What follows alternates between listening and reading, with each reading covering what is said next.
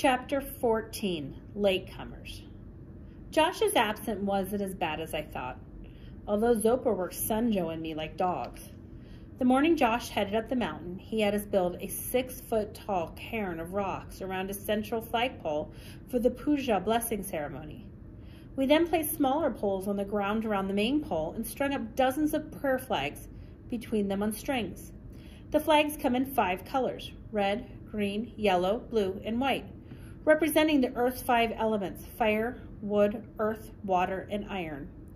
As the flags flutter in the wind, they release the prayers written on them and pacify the gods.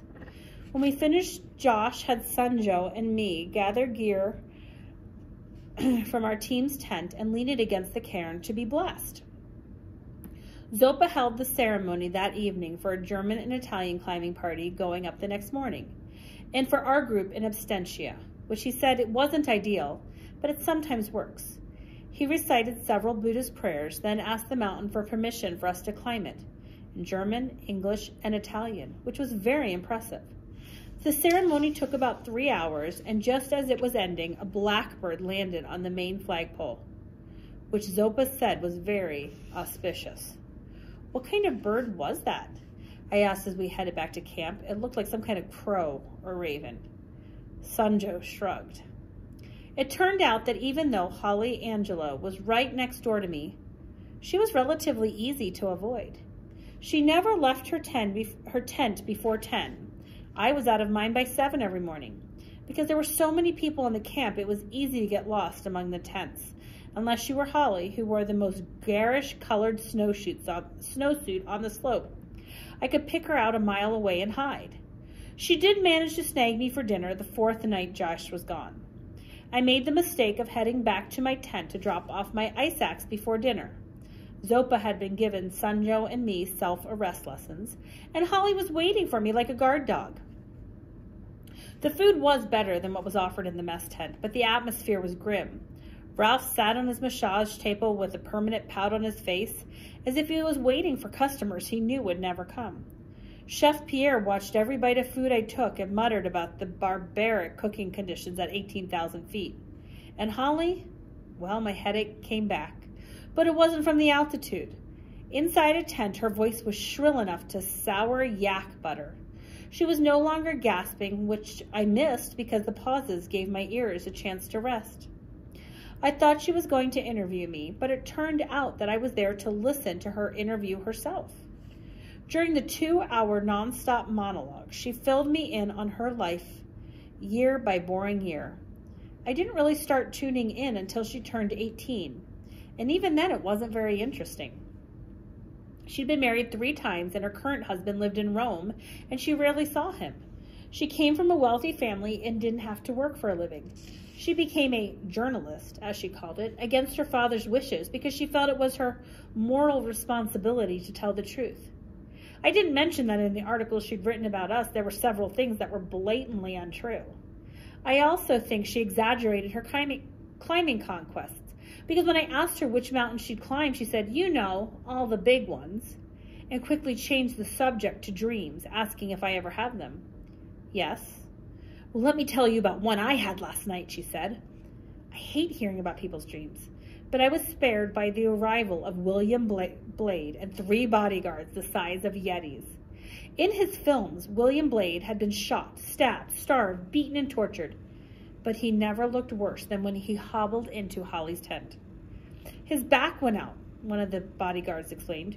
"We were wondering if your massage therapist could put him right." "Of course," Holly said, pushing things out of the way, including me, to make room. Ralph smiled for the first time since he had arrived on the mountain and gleefully began laying liniments and lotions and flexing his muscles, which weren't very impressive. I stayed long enough to watch them get Blade out of his clothes and onto the table, where he started yelling and swearing at everyone in the tent as if we were personally responsible for his bad back. I didn't see what happened the next day. Zopa had Sunjo and me climbing a treacherous icefall outside camp, but we heard all about it when we got back that afternoon. After Ralph worked his magic on the film hero's back, Blade offered to pay him twice as much as Holly was paying to move to his camp. Apparently, Ralph couldn't get his gear together fast enough. When Pierre saw that, he begged Blade to take him too, which he did, leaving Holly absolutely alone in her giant big tent, screaming in rage. The bet was that she was going to quit the mountain. The only person who put cash on her staying was Zopa. He met everyone's wager with the money he'd gotten from his cigarette sales. It was an hour after the incident before Holly emerged from her tent. It turned out she wasn't about to head home to her Upper East Side penthouse apartment. We were in the mess tent waiting to hear back from Josh and the team at ABC. They were supposed to leave that morning for base camp, but got pinned down by a snowstorm. We had heard that some of the people up there had HAPE, but the storm had knocked out further radio communication, so we didn't know who was sick or how bad it was. If the team wasn't able to start down the next day, the situation would turn critical. They had brought only enough food for 2 days at ABC. A couple of Sherpas were talking about hauling some food to them. Not tonight, Zopa said. The storm is moving down the mountain. The Sherpas and a small group of other climbers were arguing with Zopa about his weather prediction when Holly sauntered into the mess tent. "I'm going to the top," she announced calmly, then walked over and got a plate of food. The only person smiling was Zopa, and why not? He had just won a pot of money, literally.